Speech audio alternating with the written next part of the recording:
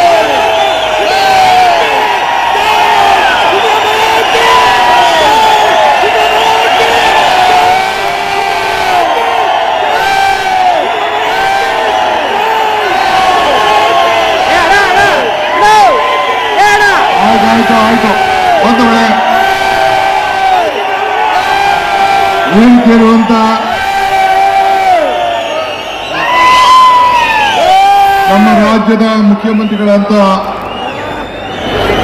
ಸಿದ್ದರಾಮಯ್ಯ ಸಾಹೇಬ್ರೆ, ನಮ್ಮ ಎಐಸಿಸಿಯ ಪ್ರಧಾನ ಕಾರ್ಯದರ್ಶಿಗಳು ನಮ್ಮ ಸರ್ಕಾರವನ್ನು ತರಲಿಕ್ಕೆ ನಮಗೆಲ್ಲ ಮಾರ್ಗದರ್ಶನವನ್ನು ಕೊಟ್ಟಂತ ರಾಜ್ಯಸಭಾ ಸದಸ್ಯರು ಹಿರಿಯರಾದಂತ ರಣದೀಪ್ ಸಿಂಗ್ ಸುರ್ಜಿವಾಲಾರವರೇ, ವೇದಿಕೆಯಂತ ನಮ್ಮ ಗೃಹ ಸಚಿವರೇ, ಎಲ್ಲ ಹಿರಿಯ ನನ್ನ ಮಂತ್ರಿಮಂಡಲದ ಎಲ್ಲ ನನ್ನ ಸಹೋದ್ಯೋಗಿಗಳೇ, ನಮ್ಮ ಶಾಸಕ ಮಿತ್ರರೇ, ಲೋಕಸಭಾ ಸದಸ್ಯಗಳೇ, ನಮ್ಮ ಕೆಪಿಸಿಸಿ ಎಲ್ಲ ನಮ್ಮ ಕಾರ್ಯಾಧ್ಯಕ್ಷಗಳೇ, ಪದಾಧಿಕಾರಿಗಳೇ, ಜಿಲ್ಲಾ ಅಧ್ಯಕ್ಷಗಳೇ, ಮಾಜಿ ಶಾಸಕರುಗಳೇ, ಮುಖ್ಯವಾಗಿ ಈ ಬೃಹತ್ ಐತಿಹಾಸಿಕ ಸಮಾವೇಶಕ್ಕೆ ಪಾಲ್ಗೊಂಡು ಇಡೀ ದೇಶಕ್ಕೆ ಒಂದು ದೊಡ್ಡ ಸಂದೇಶವನ್ನು ಕಳಿಸ್ತಾ ಇರುತ್ತ ಎಲ್ಲ ಕಾರ್ಯಕರ್ತರೇ, ಬಂಧು ಭಗಿನಿಯರೇ, ಸೋದರ ಸೋದರಿಯರೇ ಮತ್ತು ಮಾಧ್ಯಮ ಮಿತ್ರರೇ, ಈ ದಿನ ಸ್ವಲ್ಪ ಶಾಂತಿ ಇರಬೇಕು. ನಾನೇನು ಹೇಳ್ತೀನಿ ಕೇಳಬೇಕು. ಕೆಂಗೇರಿ ಬಿಡದಿಯಿಂದ ಹೇಳ್ಕೊಂಡು ಬಂದಿದ್ದೀನಿ ಮೈಸೂರು ಗಂಟ. ಯಾರು ಗಲಾಟೆ ಮಾಡದೆ ಕೇಳೋಣ, ನೀವು ಕೇಳಬೇಕು. ಈ ದಿನ ಸ್ವಲ್ಪ ತಾಳ್ಮೆಯಿಂದ ಇರೋ, ಕೈ ಮುಗಿದೀನಿ, ಸುಮ್ಮನೆ ಇರಬೇಕು. ಈ ದಿನ ಬ್ರಿಟಿಷರ ವಿರುದ್ಧ ಆಗಸ್ಟ್ 9ನೇ ತಾರೀಕು ಕ್ವಿಟ್ ಇಂಡಿಯಾ ಚಳವಳಿಯನ್ನ ಮಹಾತ್ಮ ಗಾಂಧೀಜಿಯವರ ನಾಯಕತ್ವದಲ್ಲಿ ನಡ್ಕೊಂಡು ಬಂತು. ಅಂದು ಬ್ರಿಟಿಷರ ವಿರುದ್ಧ ಹೋರಾಟವನ್ನು ನಾವು ಮಾಡಿದೋ. ಇದೇ 9ನೇ ತಾರೀಕು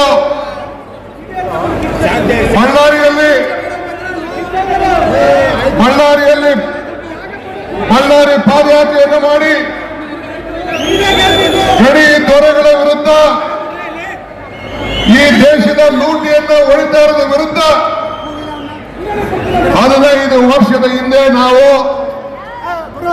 ಬಳ್ಳಾರಿಯಲ್ಲಿ ಕ್ವಿಟ್ ಇಂಡಿಯಾ ಮೂವ್ಮೆಂಟ್ ದಿನ ಆಗಸ್ಟ್ 9ನೇ ದಿನ ಇದೇ ರೀತಿ ದೊಡ್ಡ ಸಮಾವೇಶವನ್ನ ಮಾಡ್ತೋ. ಇವತ್ತು ನಾವು ಕಾಂಗ್ರೆಸ್ ಪಕ್ಷದ ವತಿಯಿಂದ ಅಂದು ಬ್ರಿಟಿಷರ ವಿರುದ್ಧ ಹೋರಾಟ ಮಾಡಿದೋ. ಕೆಲಸ ಮಾಡ್ತಾ ಇದ್ವಿ. ಇಂದು NDA, BJP, ಜನತಾದಳದ ವಿರುದ್ಧ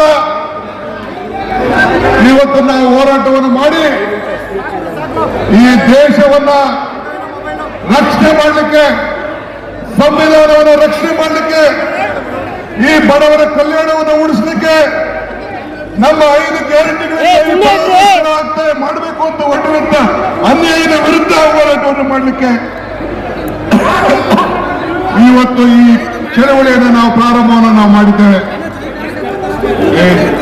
ಹುಡುಗ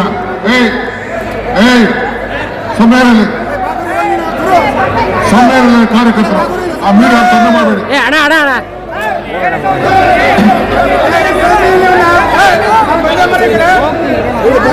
ಮೀಡಿಯಾ ತೊಂದರೆ ಮಾಡಬೇಡ, ಸುಮ್ಮನೆ ಅವ್ರು ಹೊರಗಡೆ ಕಳ್ತಾ ಇದ್ದಾರೆ. ನೀನ್ ಕೈ ಮುಗಿದೀರಿ, ಸುಮ್ಮನೆ ಇರೋ, ನೀನ್ ಕೈ ಮುಗಿದ್ದೀರಿ. ಪಾಪ ಅವರೆಲ್ಲ ಹೊರಗಡೆ ದೇಶ ಕಳ್ತಾ ಇದ್ದಾರೆ, ಸುಮ್ಮನೆ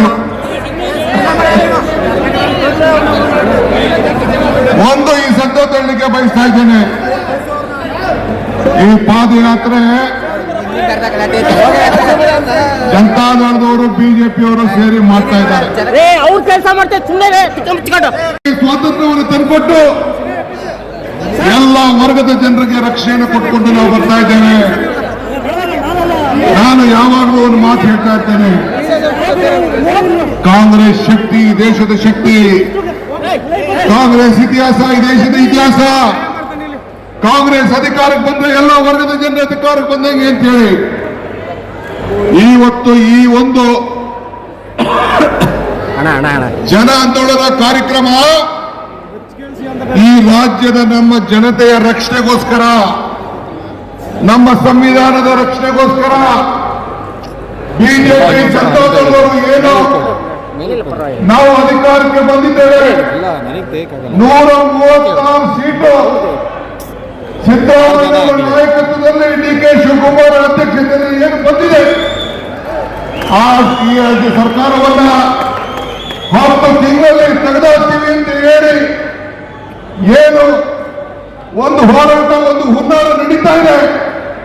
ಈ ಬಡವರಿಗೋಸ್ಕರ ನಾವೇನು ರಕ್ಷಣೆ ಕೊಟ್ಟು ಈ 5 ಗ್ಯಾರಂಟಿಗಳನ್ನು ಕೊಟ್ಟು ನಿಮ್ಮ ಬದುಕನ್ನ ನಾವು ಬದಲಾವಣೆ ಮಾಡ್ತಾ ಇದ್ದೇವೆ. ಇದನ್ನ ನಾವು ರಕ್ಷಣೆ ಮಾಡಲಿಕ್ಕೆ ಈ ಒಂದು ಹೋರಾಟವನ್ನು ಇವತ್ತು ನಾವು ಹಮ್ಮಿಕೊಂಡಿದ್ದೇವೆ. ನಿಮ್ಗೆಲ್ಲ ಸಂದೇಶವನ್ನು ಕೊಡಲಿಕ್ಕೆ ನಾವು ಮಾಡಿದ್ದೇವೆ. Mister Kumaraswamy, mister Ashoka, mister Vijendra, ನೀವು 170-180 ಜನ ಶಾಸಕರನ್ನ ಹಿಂದೆ ಕರ್ಕೊಂಡು ಆಪರೇಷನ್ ನೋಟಿಸ್ ಮಾಡಿ ಅನೇಕ ಸರ್ಕಾರಗಳನ್ನ ತೆಗೆದುಹಾಕಿದ್ರಿ. ಕುಮಾರಸ್ವಾಮಿ, ನಿನ್ನ ಮುಖಂಡತ್ವದಲ್ಲಿ 19 ಸೀಟ್ ಮಾತ್ರ ಗೆಲ್ತು. ಈ ಡಿ.ಕೆ. ಶಿವಕುಮಾರ್ ಮುಖಂಡತ್ವದಲ್ಲಿ ಅಧ್ಯಕ್ಷತೆ 136 ಸೀಟ್ ಗೆದ್ದಿದೆ. ಈ ಬ್ರಿಟಿಷ್ ಅವರು 200 ವರ್ಷ ಆಳಿದ್ರು ಕೂಡ ಈ ಕಾಂಗ್ರೆಸ್ ತೆಗೆದಾಕಕ್ಕಾಗಲಿಲ್ಲ. ನಿನ್ನ 19 ಸೀಟು ಈ ಬಡ ಜನತೆಯ ಶಕ್ತಿ, ಈ ಕಾಂಗ್ರೆಸ್ ಶಕ್ತಿ. ಇದನ್ನ ನಿನ್ನ ಕೈಲಿ ಇನ್ನ 7 ಜನ್ಮ ತಾಳಿದ್ರು ಕೂಡ ನೀನು ಬಿಜೆಪಿಯವರು ಸೇರ್ಕೊಂಡು ಏನೇ ಕುತಂತ್ರ ಮಾಡಿದ್ರು ನಿನ್ನ ಕೈಲಿ ಮಾಡಲಿಕ್ಕೆ ಸಾಧ್ಯ ಇಲ್ಲ. ಇವತ್ತು ಸಿದ್ದರಾಮಯ್ಯವರ ರಾಜೀನಾಮೆ ಬೇಕಾ ನಿಮಗೆ? ವಿಜೇಂದ್ರ, ಅಶೋಕ, ನಿನಗೆ ರಾಜೀನಾಮೆ ಬೇಕಾ? ಕಲ್ಲು ಬಂಡೆ ಅಂತ ಹೇಳಿ ಮಾತಿಂದು ಹೇಳಿದ್ರು. ಕಲ್ಲು ಪ್ರಕೃತಿ, ಕಡಗರ ಆಕೃತಿ, ಪೋಷಿತ ಸಂಸ್ಕೃತಿ. ಈ ಬಂಡೆ ಸಿದ್ದರಾಮಯ್ಯ ಜೊತೆ ಇದೆ. ಈ ಮಾತನ್ನು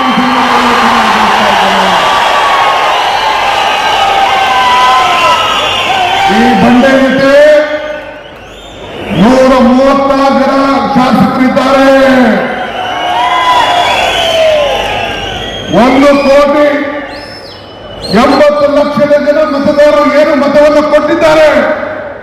ಆ ಮತದಾರರು ಸಿದ್ದರಾಮಯ್ಯನ ಜೊತೆ ಇದೆ. ಇದನ್ನು ತಾವು ಗಮನವಿಟ್ಟುಕೊಳ್ಳಬೇಕು.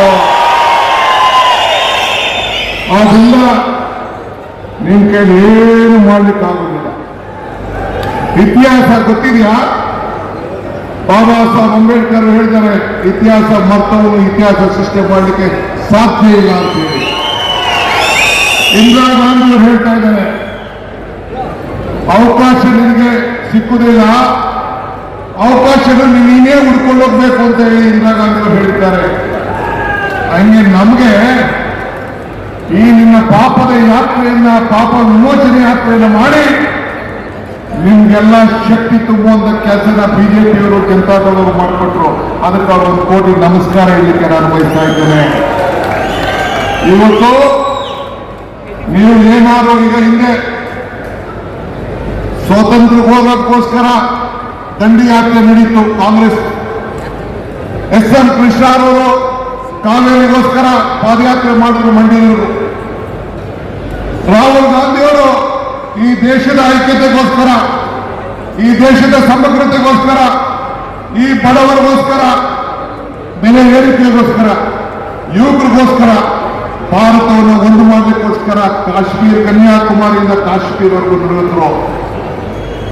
ಇದೇ ಸಿದ್ದರಾಮಯ್ಯನವರು ನಾವೆಲ್ಲ ಕಾಂಗ್ರೆಸ್ಸಿಗರು ಸೇರಿ ಈ ರಾಜ್ಯದ ಸಂಪತ್ತನ್ನ ನೋಟನ್ನ ತಪ್ಪಿಸಲಿಕ್ಕೋಸ್ಕರ ಬೆಂಗಳೂರಿನಿಂದ ಬಳ್ಳಾರಿವರೆಗೂ ಪಾದಯಾತ್ರೆಯನ್ನು ಮಾಡಬೇಕು. ಈ ಕಾವೇರಿ ನದಿಯ ರಕ್ಷಣೆಗೋಸ್ಕರ, ಕಾವೇರಿ ಜಲಾನಯ ಪ್ರದೇಶದ ನೀರಿಗೋಸ್ಕರ ಮಂಡ್ಯ, ಮೈಸೂರು, ಚಾಮರಾಜನಗರ, ಹಾಸನ, ಬೆಂಗಳೂರಿನ ಕುಡಿಯೋ ನೀರಿಗೋಸ್ಕರ ಇವತ್ತು ಮೇಕೆದಾಟು ಪಾದಯಾತ್ರೆ ಮಾಡಬೇಕು. ಆ ಮೇಕೆದಾಟು ಪಾದಯಾತ್ರೆ ಮಾಡಿದಾಗ ಎಲ್ಲ ವೇದಿಕೆಯಲ್ಲಿರುವಂತ ಎಲ್ಲ ನಮ್ಮ ನಾಯಕರ ಮೇಲೆಲ್ಲ ಕೇಸ್ ಹಾಕ್ತಿದ್ರು. ಯಾಕಂದ್ರೆ ದುರ್ಯೋಧನ ಪುರುಷಪಾತ್ರ, ಅದರ ಲಾಂಛನ ನಾಗರಾಜ, ವಿನಾಶವೇ ದುರ್ಯೋಧನ ಸಂಕಲ್ಪ. ಅದೇ ರೀತಿ ಕುಮಾರಸ್ವಾಮಿ ಅವರಿಗೂ ಕೂಡ ವಿನಾಶ ತೋರನ ಬಾಯಲ್ಲಿ ಇತ್ಯಾದಿಕ ಮಂತ್ರಗಳನ್ನು ಕೊಡುವಂತದ್ದು ಕೊಳ್ಳಿ ದೇವ ಭಗವದ್ಗೀತೆಯನ್ನು ಕೊಡುವಂತೆ ಅನ್ನುವಂಥದ್ದು ನಾನು ಸ್ಪಷ್ಟವಾದ ಮಾತು. ಕುಮಾರಸ್ವಾಮಿ ಚರಿತ್ರೆನೇ ಹಾಗೆ ಸ್ವಾಮಿ, ಮಂದಿರನ್ನ ನಿಂತುಕೊಂಡಾಗ ಸಂದರ್ಭಕ್ಕೊಂದು ಬಣ್ಣ ಬದಲಾಯಿಸುವ ಈ ನವೀನ ಸಾಂದರ್ಭಿಕ ಶಿಶುವಿನ ಪಿತೂರಿಗೆ ಚಿತ್ರ ಆಸ್ತಿ ಹೇಳಕ್ಕೆ ಇಷ್ಟಪಡ್ತೇನೆ. ಪ್ರಜಾತಂತ್ರ ವ್ಯವಸ್ಥೆಯಲ್ಲಿ ವಿರೋಧ ಪಕ್ಷದಲ್ಲಿ ತಿಳ್ಕೊಂಡು ನಾನೇನು ಮಾತಾಡಬೇಕು ಅನ್ನೋದನ್ನ ದೇವೇಗೌಡರಿಂದ ಪಾಠ ಕಲಿಯುವಂತ ಅಗತ್ಯ ಇದೆ. ನಾಡಿನ 6.5 ಕೋಟಿ ಜನ ಎಲ್ಲವನ್ನ ನೋಡಿದ್ದಾರೆ. ವಾಸ್ತವಿಕ ಸತ್ಯಾಂಶವನ್ನ ಜನರಿಗೆ ತಿಳಿಸುವಂತ ಪ್ರಯತ್ನ ಮಾಡಿದ್ದೇನೆ. ಅವರು ಮಾಡುವಂತ ಎಲ್ಲ ಹಗರಣಗಳನ್ನ, ಕೆಲವು ಅಂಶಗಳನ್ನ ಬಯಲು ಮಾಡಿದ್ದೇನೆ. ಬರುವಂತ ದಿವಸಗಳಲ್ಲಿ ಅನೇಕ ಏನು ನಾವು ಸತ್ಯ ಹರಿಶ್ಚಂದ್ರ ನಮ್ಮ ಮನೆ ಉತ್ತೀರ್ಕೊಂಡು ಮಾತನಾಡ್ತಾರಲ್ಲ ಅಪ್ಪ ಮಕ್ಕಳು, ಅದಕ್ಕೆ ಏನೇನು ಮಾಹಿತಿಗಳನ್ನ ಇನ್ನೂ ಹೆಚ್ಚು ಕೊಡ್ಬೇಕಾಗಿದ್ದು ಅಂತ ಕೊಡ್ತೇನೆ. ಮುಖ್ಯಮಂತ್ರಿ ಮಾಡ್ತೀವಿ 2,500 ಕೋಟಿ ರೂಪಾಯಿ ಸಾಧ್ಯ ಮಾಡಿದ್ರು. ನಿರ್ಧಾರ ಮಾಡಿ ಕರ್ಕೊಂಡು ಹೋಗ್ತೀವಿ, ಅಲ್ಲಿ ವಿಚಾರ ಮಾಡಿಕೊಂಡು ಹಿಂದೆಲ್ಲ ನಡೀತಾವು. ಅದು ಭ್ರಷ್ಟಾಚಾರ ಬರೀ ಅವರೇ ಮಾಡ್ಯಾರಲ್ಲ. ವಿಜಯೇಂದ್ರ ಏನೇನು ಕರೋನಾದಾಗ ಯಾಕೆ ಮಾಡ್ಯಾರ ಅದನ್ನು ತಿಳಿದ್ವಿ ಹೊರಗೆ. ಭ್ರಷ್ಟಾಚಾರ ಮಾಡೋದ್ರೆ ಭ್ರಷ್ಟಾಚಾರ ಹೋರಾಟ ಮಾಡಿದ್ರೆ ಅದಕ್ಕೇನು ಮಾತು ಇಲ್ಲ. ಮತ್ತೆ ಯಡಿಯೂರಪ್ಪನವ್ರು ನಿಲ್ಲಿಸ್ಲ ಕಾಣಾರು ವಿಜಯೇಂದ್ರ. ಎದಕ್ಕೆ ಬಂದು ಭ್ರಷ್ಟಾಚಾರ ಮಾಡಿದ್ರು ವಿಜಯೇಂದ್ರ, ಎಲ್ಲ ಹಸ್ತಕ್ಷೇಪ ಮಾಡ್ಯಾನ.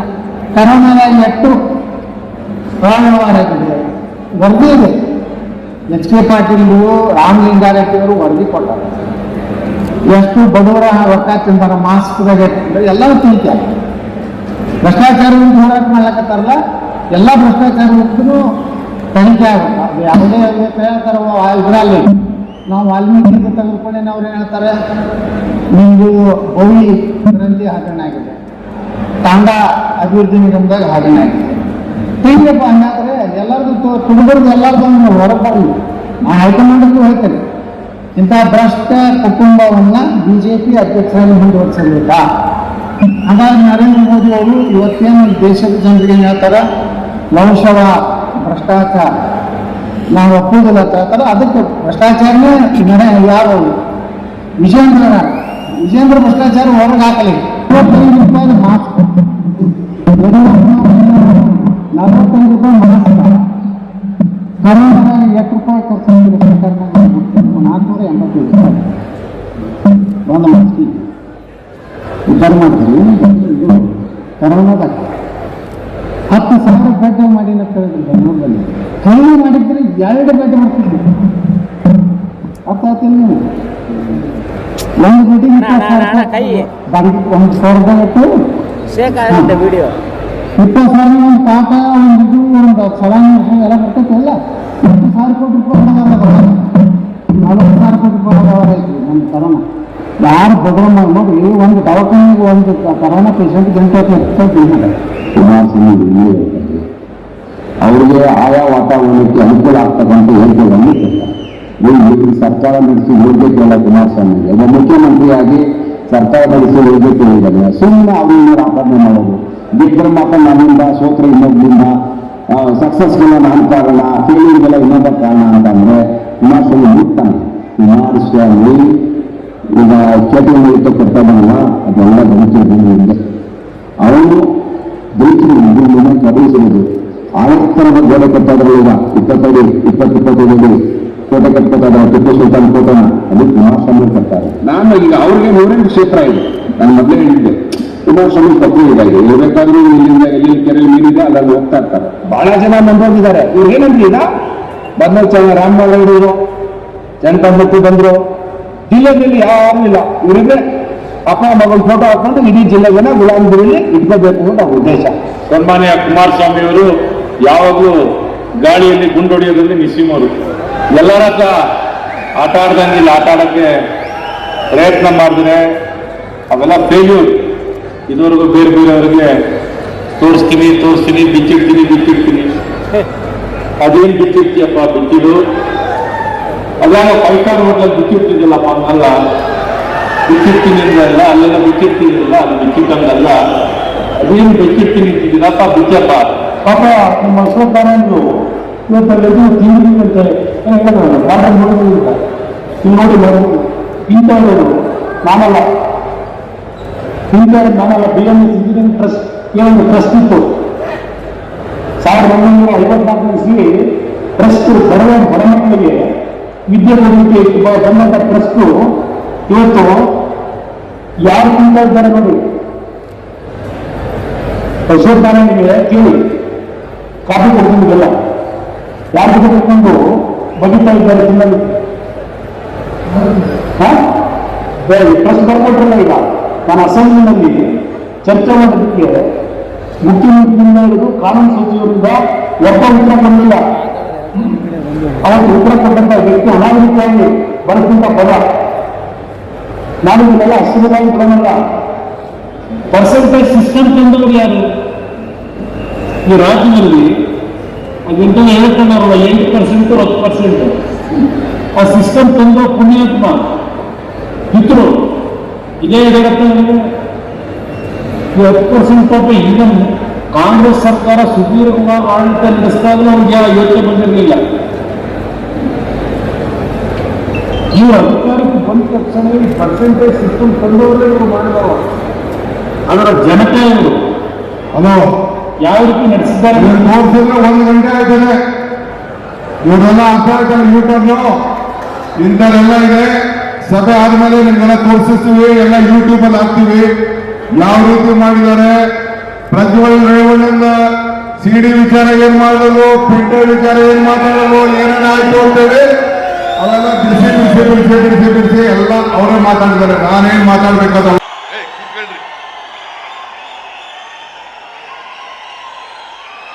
ಈಗ ನಿಮ್ ಗಲಾಟೆ ಕೇಳಬೇಕು, ನನ್ನ ಭಾಷಣ ಕೇಳ್ತೀರಾ? ದಯಮಾಡಿ ಕೂತ್ಕೊಳ್ಳಿ ಪ್ಲೀಸ್. ನಿಮ್ಮ ಅಭಿಮಾನಕ್ಕೆ, ನಿಮ್ಮ ಪ್ರೀತಿಗೆ ಸಹಸ್ರ ಧನ್ಯವಾದಗಳು. ಕೂತ್ಕೊಳ್ಳಿ ಪ್ಲೀಸ್. ಏಯ್ ಕೂರ್ರಿ.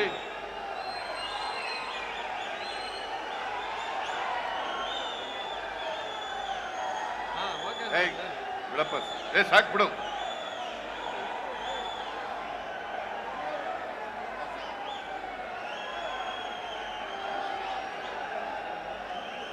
ಅಖಿಲ ಭಾರತ ಕಾಂಗ್ರೆಸ್ ಪಕ್ಷದ ಪ್ರಧಾನ ಕಾರ್ಯದರ್ಶಿಗಳು,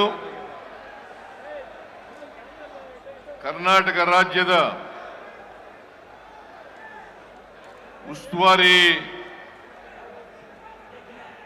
ಉಸ್ತುವಾರಿಗಳು ಆದಂತ ಮಾನ್ಯ ಸುರ್ಜೇವಾಲಾ ಅವರೇ, ಪ್ರದೇಶ ಕಾಂಗ್ರೆಸ್ ಸಮಿತಿಯ ಅಧ್ಯಕ್ಷರು, ರಾಜ್ಯದ ಉಪಮುಖ್ಯಮಂತ್ರಿಗಳು ಆದಂತ ಶ್ರೀ ಡಿ.ಕೆ. ಶಿವಕುಮಾರ್ ಅವರೇ,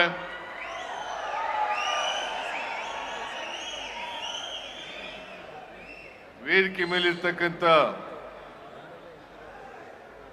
ಎಲ್ಲ ಸಚಿವ ಸಹೋದ್ಯೋಗಿಗಳೇ,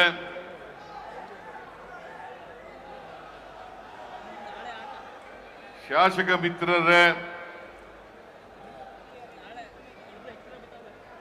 ಸಂಸತ್ತಿನ ಸದಸ್ಯರುಗಳೇ, ಮಾಜಿ ಶಾಸಕರೇ, ಮಾಜಿ ಸಂಸತ್ ಸದಸ್ಯರುಗಳೇ,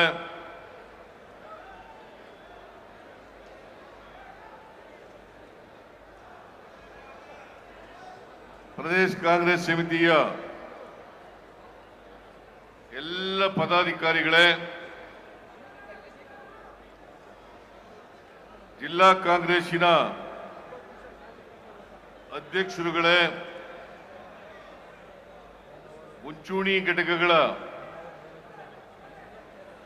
ಎಲ್ಲ ಪದಾಧಿಕಾರಿಗಳೇ, ಇಲ್ಲಿ ಇಷ್ಟೊಂದು ಬೃಹತ್ ಸಂಖ್ಯೆಯಲ್ಲಿ ಸೇರಿರ್ತಕ್ಕಂಥ ರಾಜ್ಯದ ಮೂಲೆ ಮೂಲೆಗಳಿಂದ ಬಂದಿರತಕ್ಕಂಥ ಎಲ್ಲ ಆತ್ಮೀಯ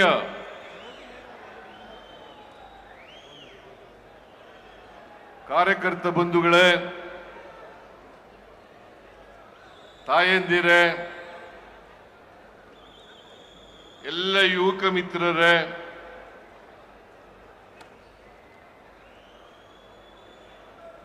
ಸುದ್ದಿ ಮಾಧ್ಯಮದ ಎಲ್ಲ ಸ್ನೇಹಿತರೆ, ಮೊದಲಿಗೆ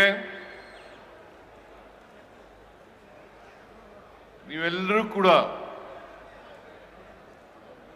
ಬೆಳಿಗ್ಗೆಯಿಂದಲೇ ಮಹಾರಾಜ ಕಾಲೇಜು ಮೈದಾನಕ್ಕೆ ಬಂದಿದ್ದೀರಿ. ಲಕ್ಷಾಂತರ ಜನ ಸೇರಿದ್ದೀರಿ. ಇಲ್ಲಿ ಬಹಳ ಅಭಿಮಾನದಿಂದ, ಪ್ರೀತಿಯಿಂದ ನೀವೆಲ್ಲರೂ ಕೂಡ ಇಲ್ಲಿ ಜಮಾಯಿಸಿದ್ದೀರಿ. ನೀವೆಲ್ಲರೂ ಕೂಡ ಯುದ್ಧದಲ್ಲಿ ಯುದ್ಧ ಮಾಡ್ತಕ್ಕಂಥ ಸೈನಿಕರಿದ್ದಂತೆ ಯೋಧರು ಅಂತಕ್ಕಂಥ ಮಾತುಗಳನ್ನು ನಿಮಗೆ ಹೇಳಲಿಕ್ಕೆ ಬಯಸ್ತಾ ಇದ್ದೀನಿ.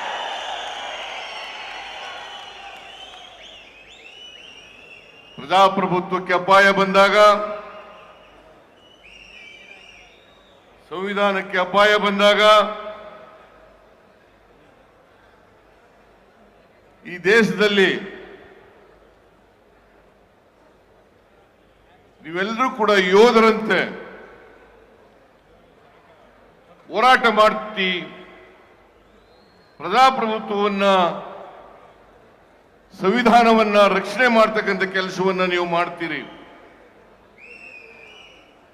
ಇದನ್ನ ಸ್ವಾತಂತ್ರ್ಯ ಬಂದರಿಂದಲೂ ಕೂಡ ಇಲ್ಲಿವರೆಗೆ ನೀವೆಲ್ಲರೂ ಕೂಡ ಮಾಡ್ತಾ ಇದ್ದೀರಿ. ಅದಕ್ಕೋಸ್ಕರ ನಿಮ್ಮೆಲ್ಲರಿಗೂ, ಕರ್ನಾಟಕದ 7 ಕೋಟಿ ಕನ್ನಡಿಗರಿಗೆ ನನ್ನ ಹೃತ್ಪೂರ್ವಕವಾದಂತಹ ಧನ್ಯವಾದಗಳನ್ನು ಈ ಸಂದರ್ಭದಲ್ಲಿ ಹೇಳಲಿಕ್ಕೆ ಬಯಸ್ತಾ ಇದ್ದೇನೆ. ಇವತ್ತು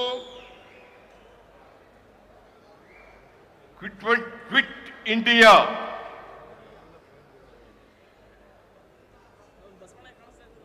ಚಳವಳಿಯ ದಿನ. ಮಹಾತ್ಮ ಗಾಂಧೀಜಿಯವರು 1942 ಆಗಸ್ಟ್ 9ನೇ ತಾರೀಕು ಈ ದೇಶದ ಎಲ್ಲ ಜನರಿಗೆ ಕರೆಯಿಂದ ಕೊಟ್ಟಂತ ದಿನ. ಬ್ರಿಟಿಷ್ನವರಿಗೆ ಎಚ್ಚರಿಕೆಯನ್ನು ಕೊಟ್ಟು ಬ್ರಿಟಿಷರೇ ದೇಶವನ್ನು ಬಿಟ್ಟು ತೊಲಗಿ ಅಂತಕ್ಕಂಥ ಕಹಳೆಯನ್ನ ಊದಂತ ದಿನ ಅಂತಕ್ಕಂಥದನ್ನ ಇವತ್ತು ನಾವು ಮರೀಲಿಕ್ಕೆ ಸಾಧ್ಯ ಇಲ್ಲ. ಮಹಾತ್ಮ ಗಾಂಧೀಜಿಯವರ ನೇತೃತ್ವದಲ್ಲಿ ಈ ದೇಶದಲ್ಲಿ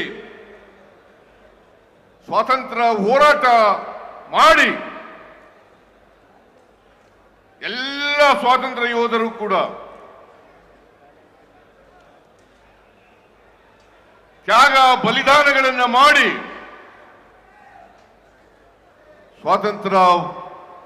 ಸ್ವಾತಂತ್ರ್ಯವನ್ನು ನಮ್ಮೆಲ್ಲರಿಗೂ ಕೂಡ ಲಭಿಸಿಕೊಟ್ರು. ಅಂತಿಮ ಕರೆಯನ್ನು ಮಹಾತ್ಮ ಗಾಂಧೀಜಿಯವರು ಕೊಟ್ಟರು. ಬ್ರಿಟಿಷರೇ ಭಾರತವನ್ನು ಬಿಟ್ಟು ತೊಲಗಿ. ಆ ದಿನ ಇವತ್ತು ಸಮಾವೇಶ ಮಾಡಬೇಕಾದಂತ ಅನಿವಾರ್ಯತೆ ಇದೆ. ನಾನು ಈ ಸಂದರ್ಭದಲ್ಲಿ ಈ ನಾಡಿನ ಎಲ್ಲ ಜನರಿಗೆ, ದೇಶದ ಎಲ್ಲ ಜನರಿಗೆ ಕ್ವಿಟ್ ಇಂಡಿಯಾ ದಿನದ ಶುಭಾಶಯವನ್ನ ಎಲ್ರಿಗೂ ಕೂಡ ಕೋರ್ಲಿಕ್ಕೆ ಬಯಸ್ತಾ ಇದ್ದೇನೆ.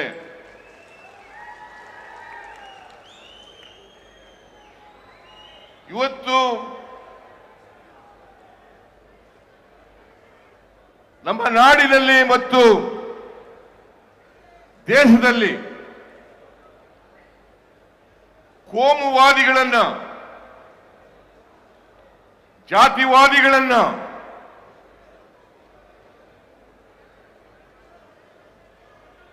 ಪಾಳ್ಯಗಾರಿಕೆ ಪ್ರವೃತ್ತಿ ಇರ್ತಕ್ಕಂಥವರನ್ನ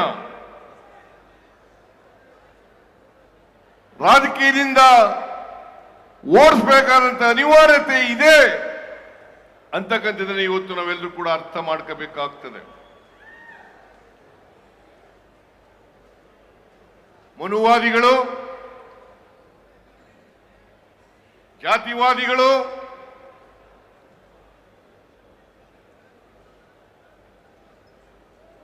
ಹಾಗೂ ಪಾಳ್ಯಗಾರಿಕೆ ಪ್ರವೃತ್ತಿ ಇರ್ತಕ್ಕಂಥವ್ರು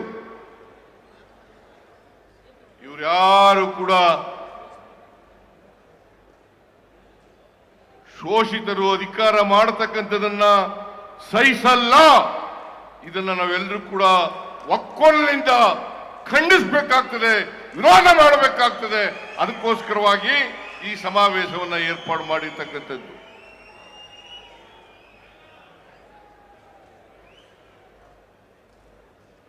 ದೇವರಾಜ ಅರಸರವರಿಗೆ ಇದೇ ಗತಿಯಾಯ್ತು,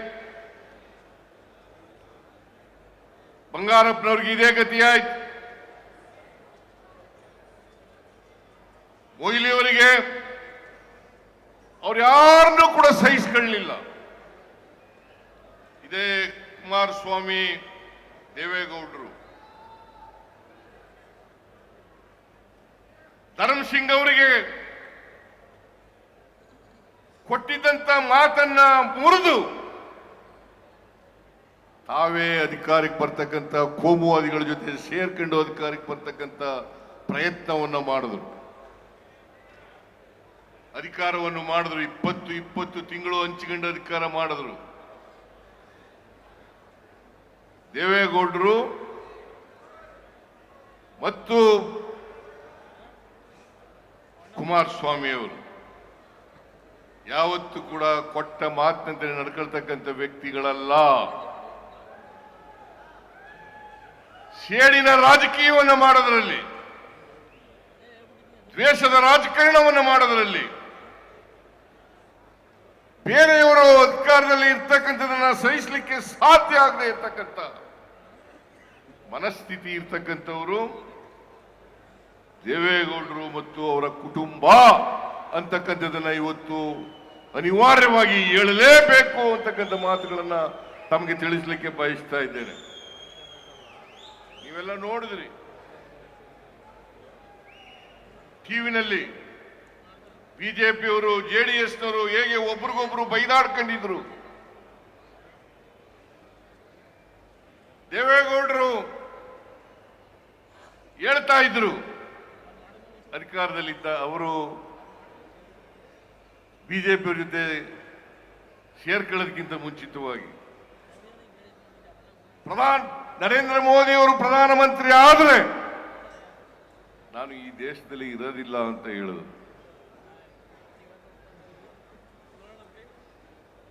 ಈ ದೇಶದಲ್ಲಿ ಇರೋದಿಲ್ಲ ಅಂತ ಹೇಳಿದ್ರು. ಕುಮಾರಸ್ವಾಮಿ ಅವರು ಮುಖ್ಯಮಂತ್ರಿ ಆದಾಗ 2006ನೇ ಇಸ್ವಿನಲ್ಲಿ ಏನಾದರೂ ಬಿಜೆಪಿಯವ್ರ ಜೊತೆ ಕುಮಾರಸ್ವಾಮಿ ಸೇರ್ಕೊಂಡು ಸರ್ಕಾರ ಮಾಡಿದ್ರೆ ನನ್ನ ಎಣದ ಮೇಲು ಮಾಡಬೇಕು ಅಂತ ಹೇಳಿದ್ರು. ಎಣದ ಮೇಲು ಮಾಡಬೇಕು ಅಂತ ಹೇಳಿದ್ರು. ಈಗ ಕೋಮುವಾದಿಗಳ ಜೊತೆ ಸೇರ್ಕೊಂಡು ಷಡ್ಯಂತ್ರವನ್ನು ಮಾಡಿ ಕೇಂದ್ರ ಸರ್ಕಾರ ಜೊತೆ ಶಾಮೀಲಾಗಿ ಕರ್ನಾಟಕದ ಬಿಜೆಪಿ ಜೊತೆ ಸೇರ್ಕೊಂಡು ನಮ್ಮ ಸರ್ಕಾರವನ್ನ ದುರ್ಬಲಗೊಳಿಸತಕ್ಕಂತ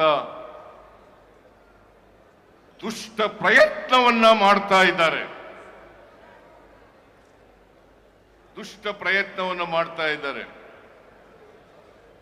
ನಾನು ನಿಮಗೆ ತಿಳಿಸಲಿಕ್ಕೆ ಬಯಸ್ತಾ ಇದ್ದೇನೆ, ಗೊತ್ತಿದೆ ನಿಮ್ಗೆಲ್ಲರಿಗೂ ಕೂಡ. ನಾನು 4 ದಶಕಗಳಿಂದ ರಾಜಕೀಯದಲ್ಲಿ ಇದ್ದೇನೆ. 4 ದಶಕಗಳಿಂದ ನಾನು 1984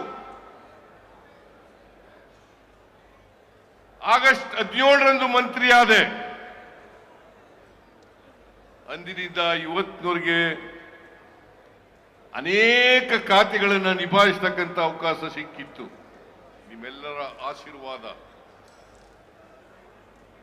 ನಿಮ್ಮ ಆಶೀರ್ವಾದದ ಫಲದಿಂದ 4 ದಶಕಗಳ ಕಾಲ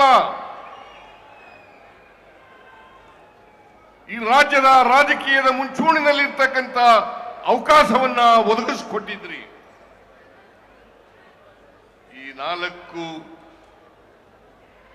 ದಶಕಗಳ ಕಾಲ ನಾನು ಮಂತ್ರಿಯಾಗಿದ್ದೆ, 2 ಸಾರಿ ಉಪಮುಖ್ಯಮಂತ್ರಿಯಾಗಿದ್ದೆ, 2 ಸಾರಿ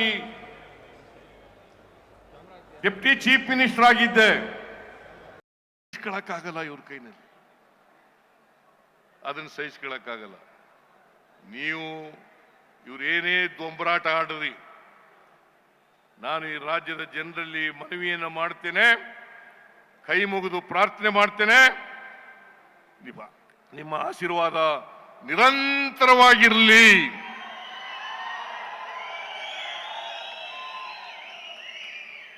ನಿರಂತರವಾಗಿ ನೀವು ಹೋರಾಟ ಮಾಡ್ತೀರಿ ಅಲ್ವಾ? ಹೋರಾಟ ಮಾಡ್ತೀರಿ ಅಲ್ವಾ? ನಾನು ಈ ಬಿಜೆಪಿಯವರಿಗೆ, JDSನವರಿಗೆ ಎದುರ್ಕೊಂಡು, ನಮ್ಮ ಈ ಮನುವಾದಿಗಳಿಗೆ ಎದುರ್ಕೊಂಡು, ಜಾತಿವಾದಿಗಳಿಗೆ ಎದುರ್ಕೊಂಡು ಮನೇಲಿ ಸುಮ್ಮನೆ ಕೂರವನಲ್ಲ, ನಾನು ಬಗ್ಗವನು ಅಲ್ಲ, ನಾನು ಜಗ್ಗವನು ಅಲ್ಲ ಅಂತಕ್ಕಂಥ ಮಾತುಗಳನ್ನು ಹೇಳಿ ನೀವೆಲ್ಲ ಇಷ್ಟೊಂದು ದೊಡ್ಡ ಸಂಖ್ಯೆಯಲ್ಲಿ ಬಂದಿದ್ದೀರಿ. ನಿಮ್ಮೆಲ್ಲರಿಗೂ ಧನ್ಯವಾದಗಳನ್ನು ಹೇಳಿ ಈ ಕಾರ್ಯಕ್ರಮವನ್ನು ಏರ್ಪಾಡು ಮಾಡಿದಂಥ ಮೈಸೂರು ಜಿಲ್ಲೆಯ ಅಧ್ಯಕ್ಷರು, ನಗರದ ಜಿಲ್ಲೆಯ ಅಧ್ಯಕ್ಷರು, ಚಾಮರಾಜನಗರ ಜಿಲ್ಲೆಯ ಅಧ್ಯಕ್ಷರು, ಕೊಡಗು ಜಿಲ್ಲೆಯ ಅಧ್ಯಕ್ಷರು, ಹಾಸನ ಜಿಲ್ಲೆಯ ಅಧ್ಯಕ್ಷರು, ಮಂಡ್ಯ ಜಿಲ್ಲೆಯ ಅಧ್ಯಕ್ಷರು, ಅವರೆಲ್ಲರಿಗೂ ಧನ್ಯವಾದಗಳನ್ನು ಹೇಳಿ ನಾನು ಮಾತನ್ನು ಮುಗಿಸ್ತೇನೆ. ನಿಮ್ಮೆಲ್ಲರಿಗೂ ನಮಸ್ಕಾರ, ನಮಸ್ಕಾರ, ನಮಸ್ಕಾರ.